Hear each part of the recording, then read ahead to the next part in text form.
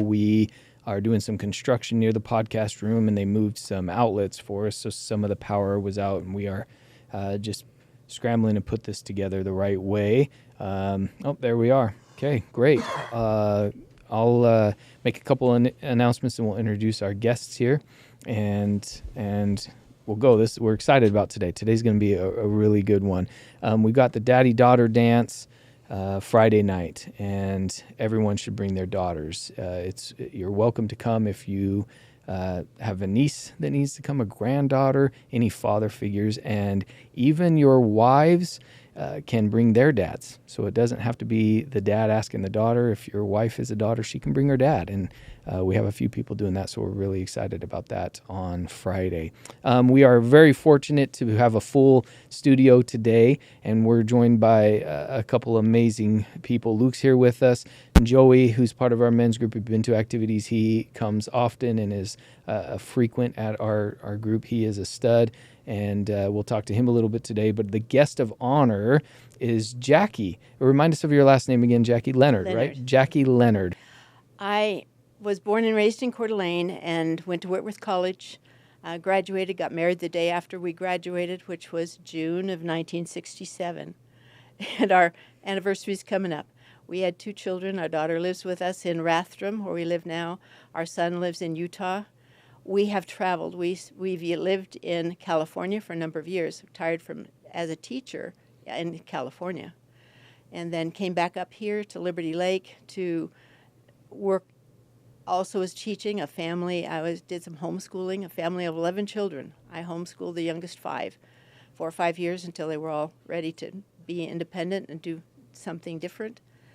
I'm a teacher. I love teaching. I decided when I was 7 that I wanted to be a teacher, and headed that direction without wavering from that for years. What made you want to get into teaching? What was that? Why was that your calling? I was in the basement of our church. I grew up in the Presbyterian Church in Coeur d'Alene. And in the basement of our church, we had a breakfast for missionaries that were serving out in South America. And they were looking for fundraising. And they were telling their story. And I heard their story about how children loved to go to school where they were teaching. And why? Because a lot of kids couldn't go to school because the families couldn't afford to release them from the forced labor, essentially, it takes to keep a family going. So these kids were the lucky ones, and they loved going to school, and they loved their teachers. And I said, at 7 years old, I want to be a teacher. I want to be loved like that. And so that was my goal, and I studied language as soon as I could. In Coeur d'Alene, that was at 9th grade, I could take Latin for a few years. And then Spanish, went to Whitworth, majored in Spanish, planning to go, and then I met my husband, and he did not want to go to South America as a missionary, so I never did that. I got to use my Spanish in a little town called Cantil, California, by Red Rock Canyon, and it was alfalfa fields. So those who worked the alfalfa fields were Spanish from Mexico. And so I got to teach them in Spanish and help them with their learning at that stage. So I actually got to use a little bit of my Spanish for a number of years. I love teaching. Oh, that's amazing. And now you're with the Toastmasters group, which is why Jaquie's with us today, to help us understand a little bit about speaking, the art of persuasion, how to communicate, how to find joy in life. We've got a whole plethora of things. If you're okay, Jaquie, I'm going to introduce Joey really quick, or have Joey introduce himself, and then we'll ask you some questions that the men can. And just so you're aware, I have my phone. It's an interactive podcast. Our men, if they have questions, comments, they put in, and we make them part of this podcast. Joey, tell us a little bit about yourself and Toastmasters, like why you got involved, how it's benefited you. Absolutely. My name's Joey Sarhan. Been a Liberty Lake local here for just about 4 years. Born and raised outside of Seattle. Joined the men's group. Met Luke through the school that he's created. My wife works for that. Cammie, she's the principal for the elementary side. And you're part-time. I'm part-time. You do anything and everything. He's amazing. He helps out so much. He's amazing. Thanks. I'm a handy guy, a jack of all trades, but a master of none. So happy to help out and really believe in the mission here in all facets, whether it's through the mode, through the school, through the other providers that Luke has here. So really excited to be a part of this men's group. Toastmasters, however, is a group that I was informed of through my current job, through RNDC, and which was Young's Market. So it's an adult beverage distributor, essentially sales. So in sales, as you know, you interact with people, and interacting with people could go one of two ways. And so to be more successful, you want to make sure that you have the tools and the base to be able to set yourself up for the highest percentage of being successful. Toastmasters is something that my company invested in, and that was available for all employees to kind of learn how to speak better publicly, get rid of any sort of hiccups, any sort of speech impediments or crutches. I'm sure there's other terms. I'm not as familiar because it's been quite a while since I've been involved with them, but that's when I was introduced. So when this men's group started, we all wanted to be a part of it. We all want to help contribute. We all want to make each other better. So with that, I thought, what better way to get better at public speaking, or at least learn more about it, and give men the opportunity to take advantage of it and become Toastmasters themselves if they choose to do so. Yeah, I love that. I've had the opportunity to be a public speaker for most of my life. I've spoken hundreds, if not thousands of times now in public, and there are so many tricks and tools, and the ability to speak, talk about sales, Luke, in your life, right, as a businessman, how has being a good communicator influenced, the deals you get done and things like that? Yeah, it's huge. I mean, to be able to be confident, number one. Practice makes confidence, but number two, to be able to tell a story. I mean, now more than ever, it's the art of telling stories. And how you do that is actually like scientifically, like you can calculate the how you walk a whole audience through emotion through your story, and so it is so impactful. But then also just getting to part of it so much is not only communicating but listening. And so it gives a chance to not only tell a lot of people about your story, but hear from everybody else, and to grow a community that way. And so important, in business. I love it. It's made connections for me in my life, just the ability to tell a story, to listen to a story, to be a good communicator. So Jaquie, this is where you shine. Help all of us men understand some of those tricks, some of those trades. Tell us about your passion within public speaking, or as you mentioned, finding the joy in life. Where would you start with us? What's the first piece of advice, the first piece of counsel you'd give our men's group on how to improve in those areas? I would say consider giving everyone that wants to improve their communication skills 6 months in Toastmasters. Actually, in 2 months, you'd be rid of the word fillers, we call them, the ums and ahs and ands and ers that I hear in your speech even now. Mm-hmm. They can be gone. They don't need to be a part of what you say. Basically, what you're trying to do is fill a hole in a conversation, because you get the idea. It's not good to have silence. But actually, it's better to have a moment of silence, giving yourself a chance to think, than to fill in an an an ah, an and. So that's the first thing you learn, is how to clean that up. And how do we do that? In every club, we have an ah counter and a grammarian. The ah counter's job is to keep a list of everybody that's in the room, and every time they have a chance to talk during the course of your hour meeting, you write down what they say as a word filler. At the end of the meeting, you give a report. I heard 5 ums and an ah and an and from you. That's called a repeat. So we're going to eliminate those because we're going to remind you that you've done that, and that, I had no idea I was doing that. And so you stop. It only takes a very short period of time in Toastmasters being called attention to what you're doing to clean it up.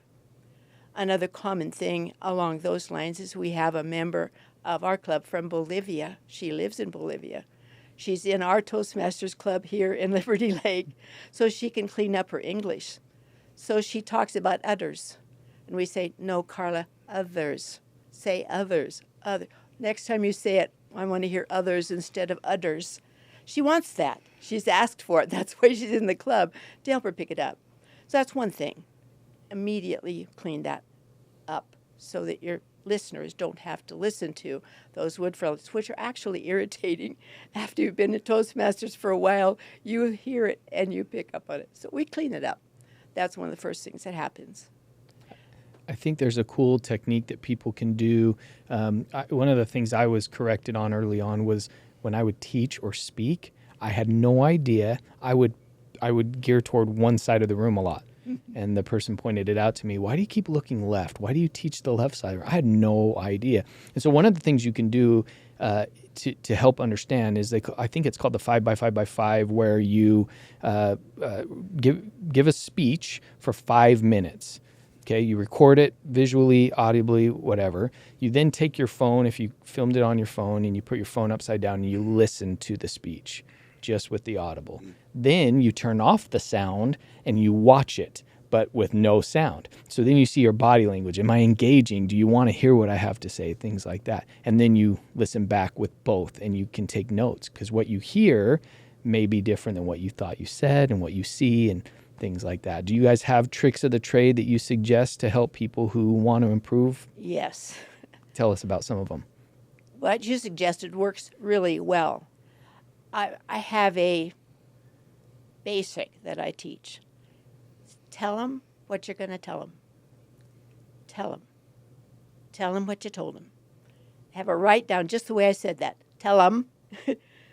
When as a grammarian in the club, I'd correct that. Tell them what you want to tell them. Speak clearly.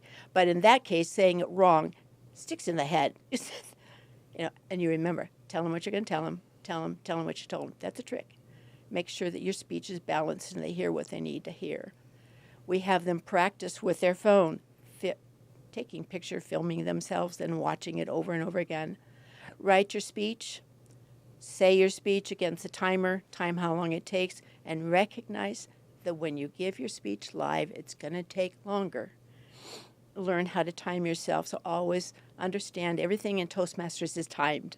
The amount of time you speak is timed, the evaluation is timed, the whole meeting is timed, the different segments of the meeting are timed, so people can become very aware of how long it takes them, and that's huge. If you have no idea what you're saying and all of a sudden the meeting that you had time to say it is over and you haven't said what you need to say, that's a problem. So timing is important, and emphasizing it and practicing so the timing is right. We may read a speech when you're brand new in Toastmasters, but the idea is to be able to give the speech without reading it. Know it. Practice enough that you can do that. For that purpose, we have mentors in Toastmasters. And that is when you're new in a club and just starting, if you want to mentor, we'll assign you a club member to be a mentor, to help you, to practice ahead of time, to work with you, to give you suggestions, just to stand alongside you. That's important to someone new coming in. Be aware also, like you said, of eye contact is important. But some people freak out. I can't do that. Well, yeah, you can. Pick your friend. Find somebody in the audience that you know, and you look at your audience, and if you have two friends and one over here and one over, that helps because you know that you're going to turn your head. When you're making contact with people, it actually helps you to communicate the emotions better. If you're not looking at them, you can't see what's going on. So as a public speaker, that was a huge thing. Get there ahead of time and meet your audience, as many of them as you can. Get to know their names. Remember their names. That's important. And then talk to them. Now you know them. You're talking to them. It makes a huge difference that you know who you're talking to. And if you don't, you can watch them. What's going on in their faces? What do you see? If you see this, you know there's something wrong with what you said. Attack it. Don't be afraid of it. I see you disagreed with that. Tell me what you're thinking. It doesn't hurt when you're trying to work with people. It's all about building relationships with people, and you do it multiple ways. All those pieces we talked about. Oh, that's amazing. And so for those who are want to learn how to speak better, Toastmasters is a great place to do that. Where else can you get experience speaking? A lot of us have church groups that we're part of where from the young age they let us speak in front of the group. But if you don't have that, how can we help our families or ourselves get speaking opportunities? Because really, right, practice is in the doing. One thing is to have someone that knows these tricks be a part of your group to coach and to help. So there's lots of Toastmasters that I know, a number of them.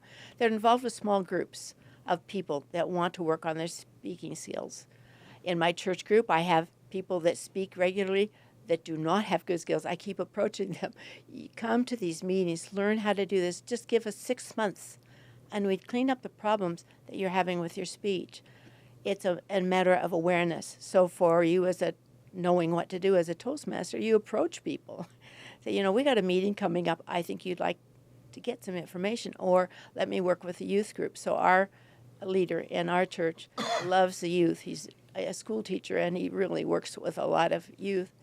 So he's in front of them all the time. And he said, Jaquie, why don't you come in and take our youth group and coach them, give them some speaking opportunities.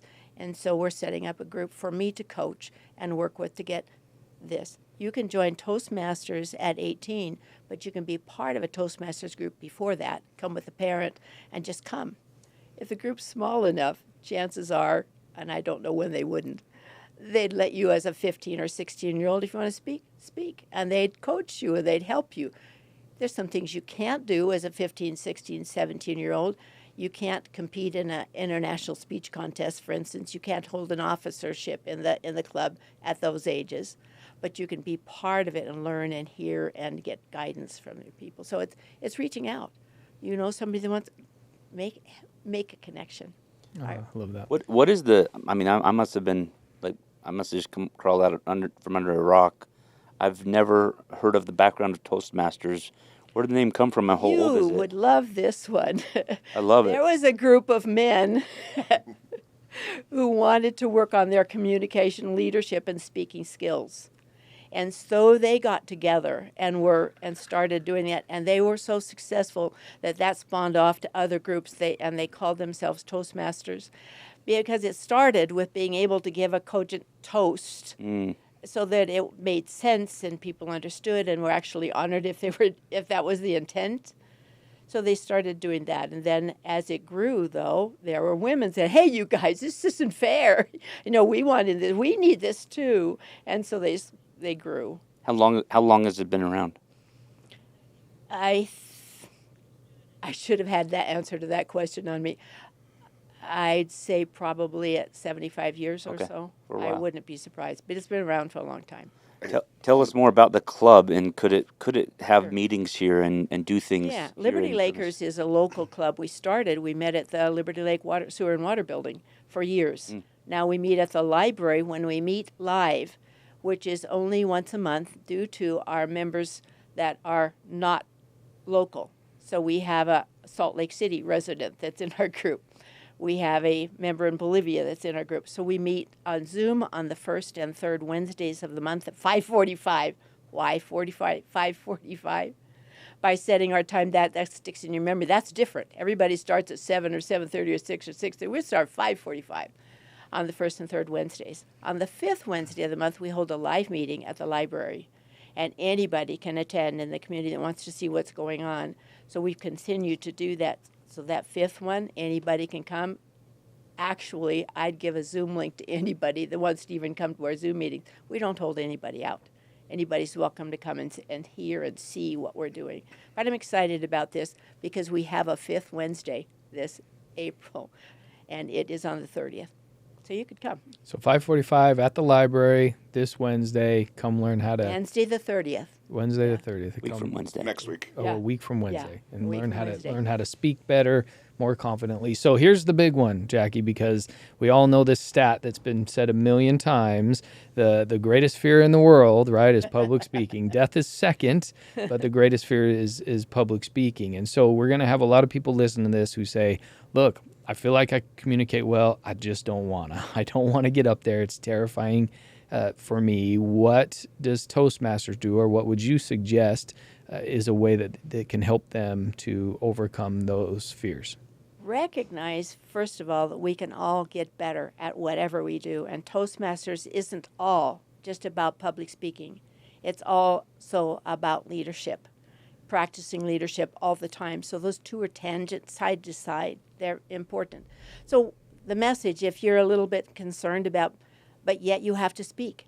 Somebody says, you have to make a presentation. I can't make a presentation. Well, go to Toastmasters for a while, even just a month or two. And what is it specifically about going to a Toastmasters that helps them? Because you can see that they're just people. They're just like you. There are realtors, there are doctors, there are receptionists, there are metal workers, there's garage owners, there's every different kind of person is in Toastmasters. It doesn't cater to an exclusive group. Only about $15 a month to join to be in Toastmasters. It's not expensive. The cheapest way you can improve yourself and be better is to just join Toastmasters for a while. Clean up the stuff. I guarantee you, if you go to Toastmasters and participate, even as a guest, you will find your stuff. And you'll have a chance to hear someone, because the awe counter will count your awes. When Which you is come to the intimidating, meeting. right? And You let's just haven't. say, I'm still trying. You're at 0 still. Yeah, Luke's You're doing You're not good. gonna get I'm you the back. winner. I'm the winner, and you're at 0. I'm still trying. I caught you.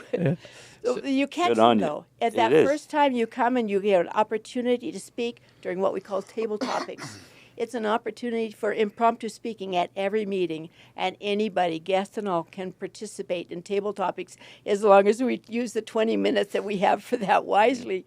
And the awe counter will count your ahs and ums and ands, and you'll be shocked. I had no idea I was doing that. So find out what you're doing. Yeah. If you have to give a speech, get past that, because that whole club will help you. It's all about helping you improve yourself. And yes, it may take you a month before you're ready to give your icebreaker speech, which is speaking from 3 to 5 minutes, telling your story that you want people to hear about you. That's it. Boy, you learn, because that's how we get better. So you're never going to be that speaker if you're afraid of speaking, if you don't at least find out what your flaws are and what you could work on, and all of a sudden find out who's in that group. Why, there's a school teacher there. Yeah. There's a high school senior just joined the group, first chance she could get. There's Carla in Bolivia. There's Spencer in Utah. All of them in different walks of life doing different things. Come and learn about. You can't get better if you don't crack the shell a little bit. Let that little beak come out. Nobody can crack your shell for you, because you won't survive.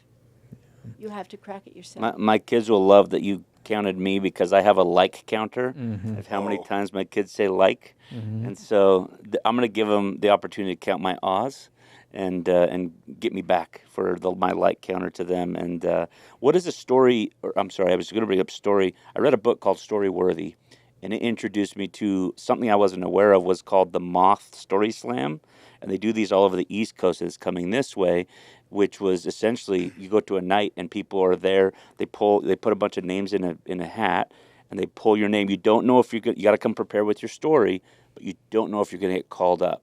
And then they have an event, or they have a contest where it's usually, I don't know exactly how it's rated, but there's probably an audience participation of who wins. But you literally tell a story. It has to be true. It has a certain amount of requirements, and it's phenomenal. And it's been coming this way. And there's a huge podcast of. She's I'm counting going. live, I people. can't believe You can't see her, but Oh, she's man. counting Can't Luke's believe it. thumbs live. I don't even know. I'm Jaquie saying has it. no This is mercy. gonna be so good. Jaquie has no I am mercy. coming. I'm coming, because it's I'm not even aware of it. But what is? Oh, God. Now you're That's going to good. be all It's thrown good. off. It's good. I love it. But what does? I'm gonna think now. Oh yeah, There you go, the that's silence. the one What problem. is a Toastmaster? Is there are all the weeks the same, or is there some time of like I'm going to share my story and all the people in the room share a story in a We kind of a have times we'll have an all table topics night, where all we do is have table topics questions, a chance to get up and speak impromptu, 1 to 2 minutes, and answer the question, whatever that question is. So we have those. Sometimes we'll have contest nights.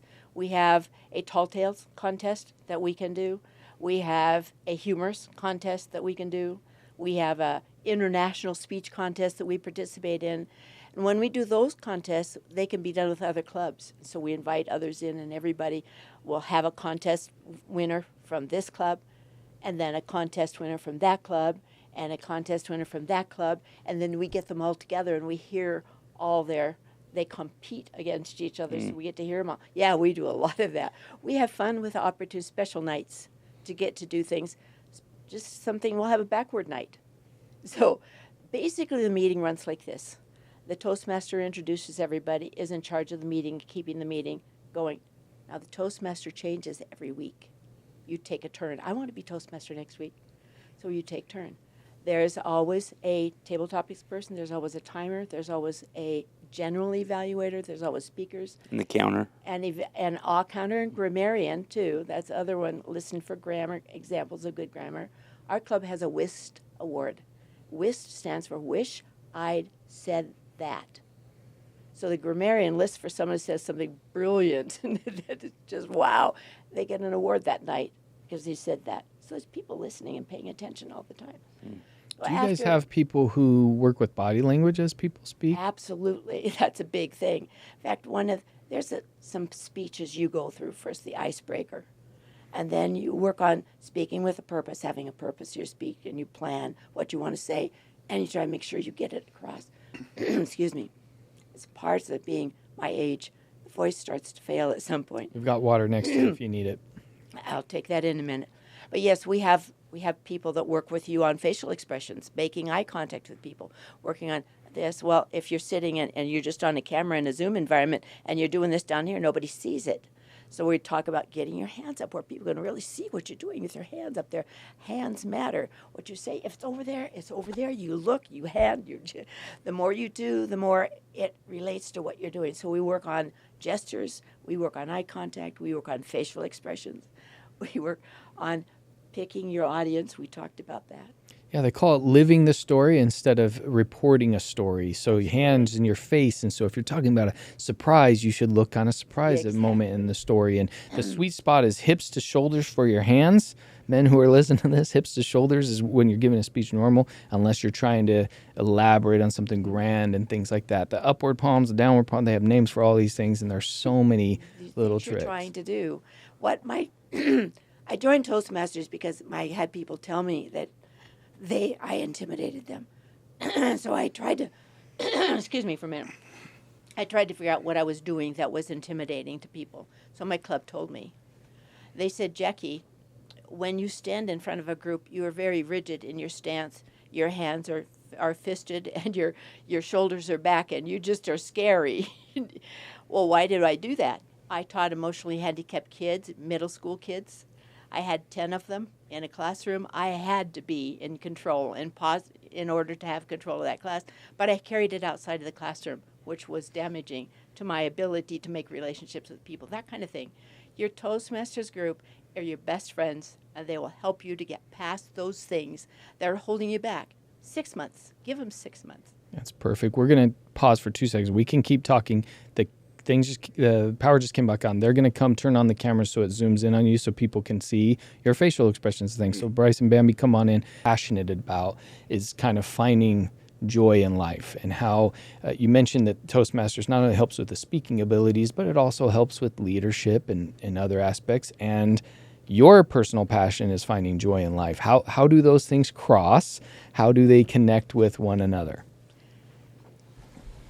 When you start in Toastmasters, the open book is you're getting in with a small group of people, and they become your friends. They become your Toastmasters family. And because they're friends and because they're family, you're comfortable speaking to them, so that I'm afraid of speaking. Now I'm just talking to my friends. I'm just talking to my brothers and sisters. You know, it's really easy to my brother. I couldn't talk to a whole bunch, but I'll talk to you, that type of thing. So it's a starting place. That brings joy into your life. I think a lot of people hear the idea we should have joy in our life. Man is that he might have joy. But do we?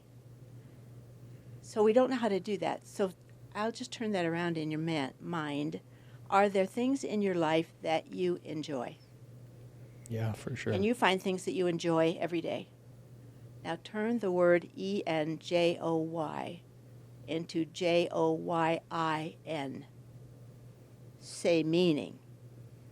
So if you have things that you enjoy, they bring joy into your life. See that, yes, I do have joy every day.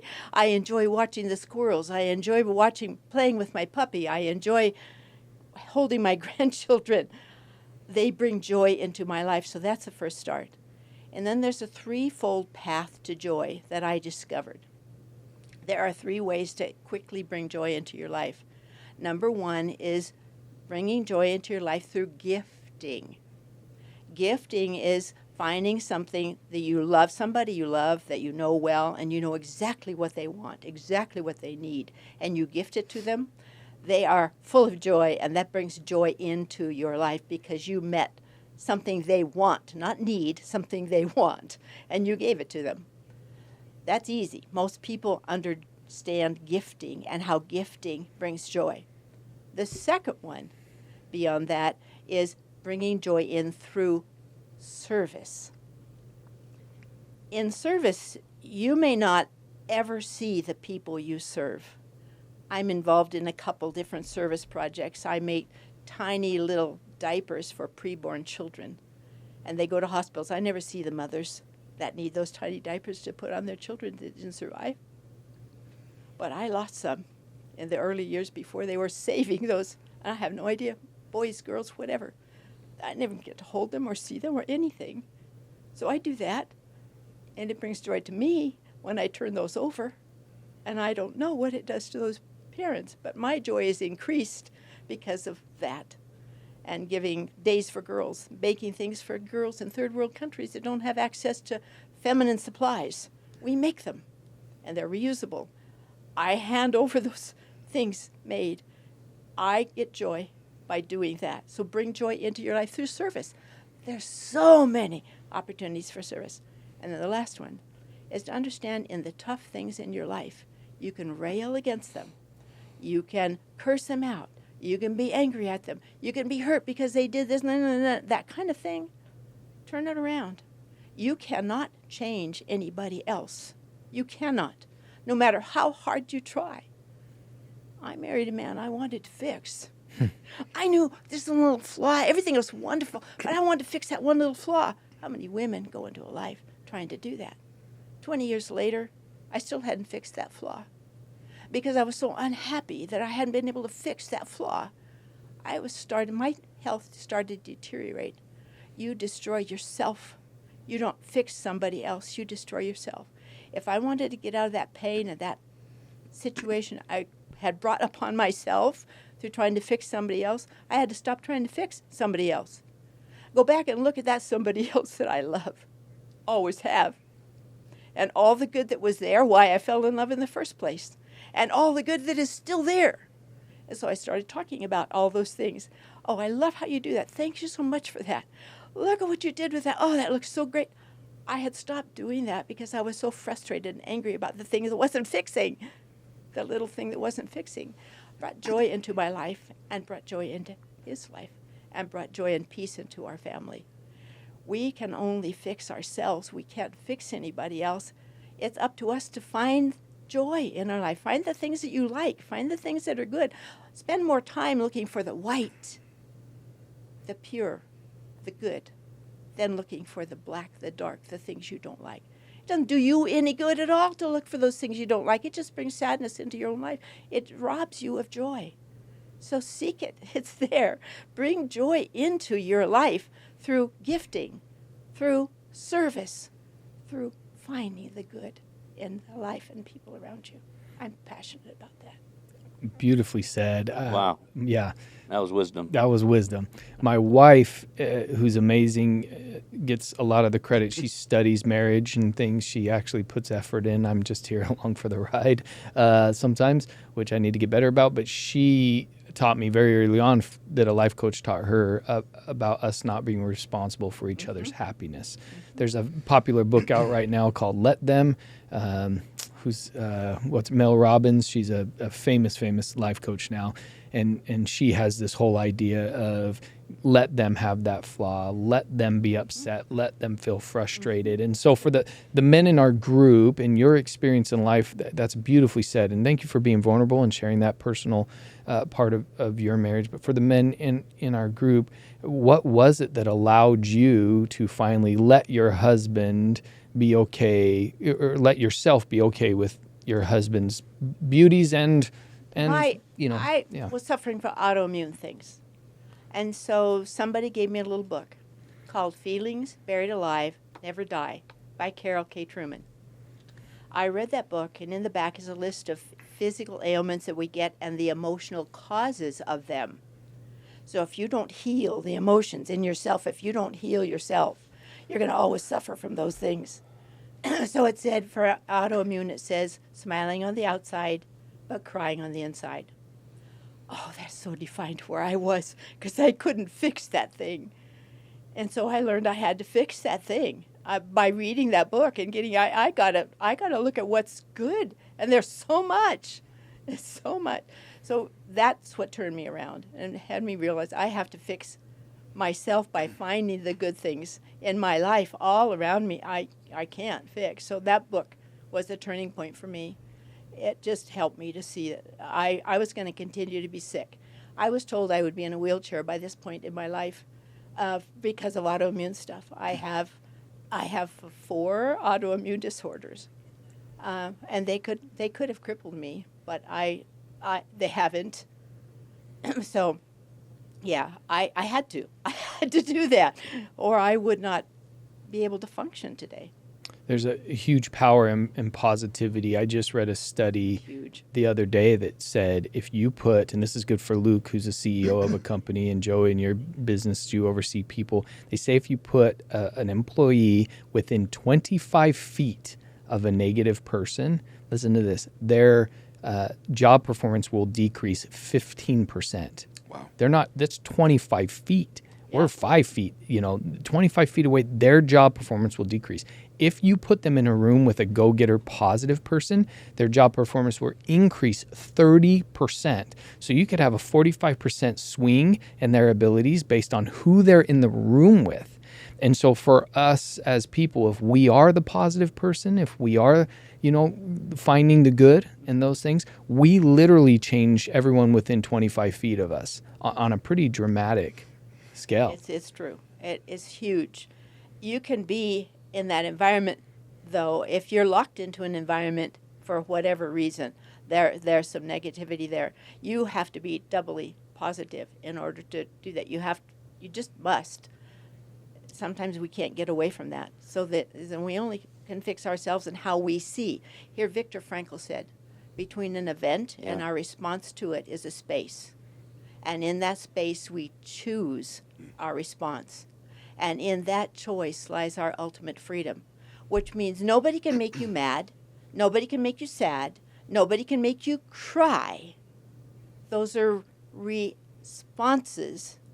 Actually, they're reactions to a situation. E plus R equals O.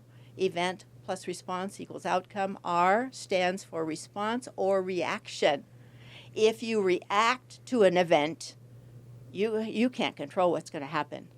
But if you take time to think and respond to an event, you are in control of what happens. That's huge. We actually choose that. And if you then are in an environment where you get to choose. Are you going to react and cry and holler and feel sad because life is this, blah, blah? Or are you going to respond and look out the window and see the squirrels and smile? Oh, I love it. We ask our team sometimes to write down 3 things they're grateful for at the start of a meeting or a day. I believe that we didn't do that today in our meeting, but I think we'll do that often because you start with the things you're grateful for. It switches your mindset really quick, and whatever baggage you're bringing in from the weekend, not always baggage, sometimes the weekend was amazing, right? And you bring a lot of good, but if there was baggage, if there was that thing, just that 5-minute exercise of, hey, everyone, write down 3 things you're super grateful for, all of a sudden your mindset and attitude switches and you can move forward that way. So one trick of the trade, write down some things you're grateful for. If you're feeling your attitude or you're struggling with something, just quickly jot down some things you're grateful for and watch that switch. Gratitude journals are powerful. They're just daily. Even on the bottom of your calendar page for the day. Today was great. I really enjoyed the meeting today. Yeah. The podcast was great. I enjoyed it. It made my whole day. Yeah. And I think that probably could be a Toastmaster technique, we'll call it, where you take those things you're grateful for. It's easy to share what you're passionate about. I watch people who, if you put on a stage and give them a topic to speak about, man, worst thing in the world. But you sit down next to them and talk about their passion, they'll talk forever, right? And so some of the things, if you want to become a better speaker, write down a bunch of stuff you're grateful for or you're into and just go talk to somebody about that, right? Absolutely. And those people that are, I can't talk to them, I'm afraid, remember, it's just what you're talking about. Just share the things you're grateful for. Share the things that brought you joy. What did you enjoy today? It's easy to share with a small group of friends. and everybody's okay with that, and you stop counting the ums and ahs after a while. Yeah. Because I'll stop doing them. That's my goal. You don't have to count. Well, I'll tell you, Luke, whatever you're feeling right now, I've been there. I had I supervisors. love it. I love self-improvement. Seriously, Yeah. like whenever it's like, it makes me helpless when I'm doing something that's highlighted and I'm like, I didn't even realize I was doing that. Yeah. And it's almost like I like want to know more because I'm a control kind of person. Like I want to improve, but when you're so unaware until you have a counter, like honestly, I wish I had a counter in every element of my life. Be like, you know this, and you're like, I had no idea. Yeah. Right? It's one thing; it's to hit you in the face, and you're like, yeah, I know. That It's is another the one. It's like, oh, yes, importance tell of me more. Toastmasters is everything is Yeah. evaluated. Love it. When you're the Toastmaster, you're evaluated. You know, It just makes a growth mindset too, Always, right? yeah, Like you're not there to get your feelings hurt. If someone's like, "Oh, No. you told me I said and you leave," no, you come for that, right? And so it's a bunch of people with growth mindset that don't get their feelings hurt. It's not like, "Oh, I'm going to get you back and I'm going to get you on your next time." You know, it's like, no, we're all here to improve, One and better interesting- yourself. It's awesome. I love it. one interesting club I was in New Mexico, there were 3 family groups. There was a father and son. They were both business people. There was a father and mother and daughter and granddaughter who were all members of the same club. And then there was a real estate person who brought in her mother, her father, her son, her daughter-in-law to expand the group. But the interesting thing was when they had to evaluate each other, they were very careful. So we really learned to be careful evaluators because of the family dynamics of that club. But it is a family, and you can say things and share things that you would never do in another environment. So join the family, improve your life, and have a good time with it. And the value, I can't stress it enough, the value of being a good communicator is immeasurable, right? Whether it's in your marriage or your job, or Absolutely. I'll give you a college experience. I was in a history class with the known teacher who was the hardest teacher in he lectured and he was like, everyone be quiet and just listen to me, and everyone dreaded this class. I'm the only one that got an A, and I was probably the least intelligent, at least knowledgeable in history in the whole class. And everyone was like, why'd you get an A? After every single class, I'd go up and chat with him. And I learned how to communicate. I learned how to build him in my words. So how to compliment, how to personality mirror. And I tell my sons all the time, college, which Luke, if we get Luke started on education, I'm not ready. he'll go Ready to crazy. on the He'll go education crazy. Game. But it's true because You played the game I played the very game. well. I checked the box, and I tell my sons all the time. Now, if I'm talking to Luke, he's gonna be like, "Are you personality mirroring me right now?" But I tell my sons all the time, especially in college, half of it's how you communicate with that professor who makes them feel good, and they want you to succeed, so they pour more into you. They give you more opportunities. I'm the only one in the entire class that got an A, and I was probably the least knowledgeable in the class. And so you should make being able to speak well an absolute goal in your life. Again, across all areas of your life, it will benefit. So can I give 2 practical things on how to, if you're about to give a speech? These are simple things, and then you can add to it. Jaquie, fellas, jump in as well. But here's 2 really simple things. And this one's going to sound counterintuitive. When you're going to give a public speech, when you're going to stand up and give a presentation, you have to tell yourself in your mind that you're the smartest person in the room. You have to have this confidence that everyone's here to listen to me, and they're fortunate to get to listen to me. Now, don't ever say that out loud, because that confidence has to be an interior thing that drives your speech. If you get up and say, I am the smartest in the room, you're right, you're not, okay? But if you tell yourself that positive self-talk will elevate your confidence. There's the simple, power posing you can do. If you haven't learned that, look up power posing, and the TED Talks about that. But one of the things that really good public speakers do is there's a physical, I don't know what you would even call this, a physical tick, if you will, a physical thing you can do before each speech that's your thing. Tony Robbins has a whole physical routine before he gets on a stage. It's one move he does. You can look up his move. I'm not going to do it here, but he has a move that he does. I know a guy who public speaks a lot, and he shadow boxes just before he gets on stage, and it's his physical way of his body saying, all right, here we go. Mine, you weren't ready for mine. I spoke for years, taught 1 million classes. Mine is super embarrassing and cheesy, but it was mine. I pictured as I would walk on the stage like I was a rock star, and like I had this cape, and the cape came off, and I was there to sing. And so I would, if I was by myself, I would take off the pretend cape and I'd walk out stage with this level of confidence. And then, of course, I wouldn't tell anybody what I just did because that's embarrassing. But it helped me get in this confident mindset to go out on stage. What do you think, Jaquie? Are there other tips and tricks you have for people? One of the pieces to successful speaking in front of large groups of people, to me, is the rapport piece. And that is to find a few people before you talk to talk to that are going to be in the room. Then you look at them and you talk to them. That rapport piece gives you confidence because you know what they want, you know what they're looking for, and you're going to give them what they want. And you do. You talk to them and you give them of yourself because you built that rapport. And you can even build a rapport of somebody. I can build rapport with you.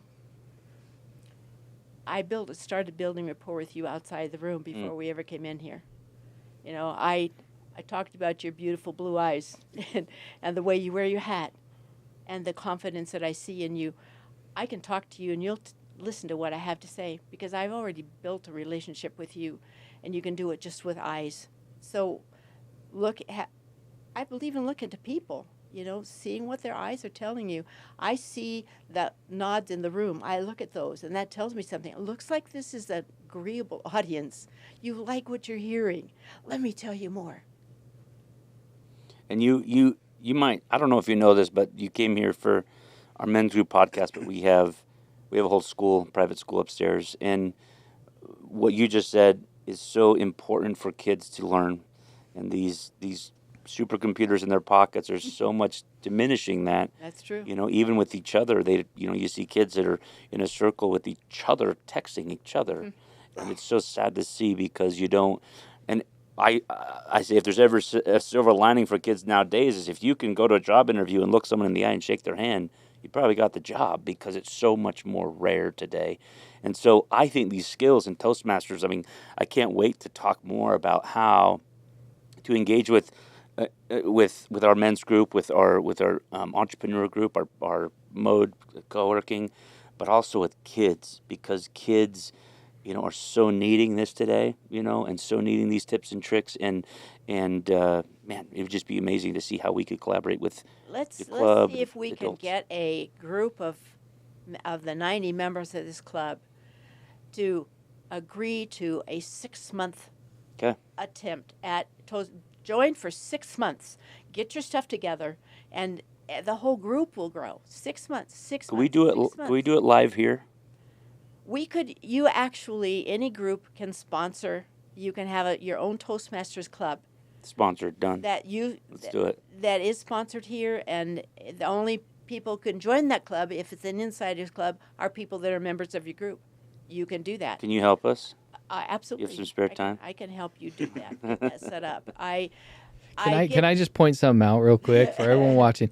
This is what we're talking about in live action, right? Luke and Jaquie working out a deal, looking at each other face to face, going with that rapport, but just the ability for Luke to communicate the need and the desire, and Jaquie to be able to fulfill that need in our men's group happening live as we're talking about how to be able to do that. There are a lot of people who sit in a business meeting and aren't confident enough to make the ask.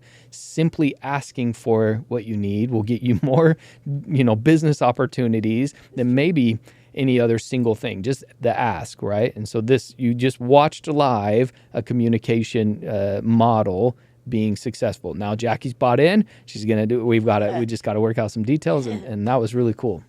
Yeah. It is. What anybody could do it. An inside group, just simply everybody's here and they're working on the same thing. Starts with, though, a couple of you coming where we are to the Toastmasters on the 30th of April at the Liberty Lake Library. Come and see what's going on and listen to us and participate. Get some feedback from our counter and grammarian, and you'll begin to say, oh, wow, that wasn't so hard. I didn't know I was doing that. I hear that so many times. We actually, when we were always having live meeting before COVID, we had a piggy bank, and the counter grammarian report, if you gave a dime for every our piggy bank grew, and then we would have parties with the piggy bank fund, just as we learned to improve the ourselves. Luke Care sponsored. You want new people to come in to be like, hey, we need some more money. That's going to be a big piggy bank. It's your whole business model. I love it. Oh, that's It's fun. awesome. So as we just wrap up here, we have a couple more minutes. Jaquie, the floor is yours. Give the suggestions of, well, I won't even direct you. Just you have 90 men who will listen to this or more. What is it that you would want to leave them with, for them in their lives moving forward? All right.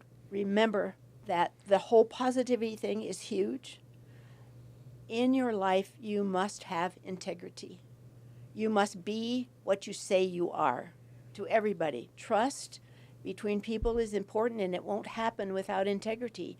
You can fool some people, but in the end, it always catches up. And what I find out, if you're not true to who you are, to your core values, you hurt yourself. You scar yourself. You diminish yourself.